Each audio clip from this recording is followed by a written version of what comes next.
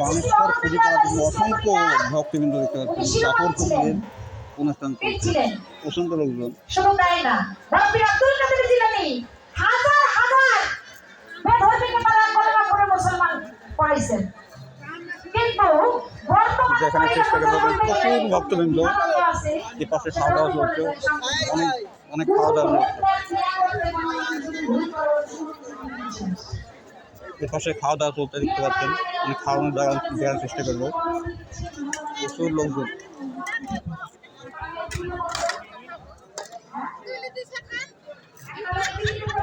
সেবা চলছে, সেবা বানেশ্বর খুঁজিপাড়া দেখতে পাচ্ছেন, অসংখ্য লোকজন খাওয়া দাওয়া করছে, দেখানোর চেষ্টা করবো।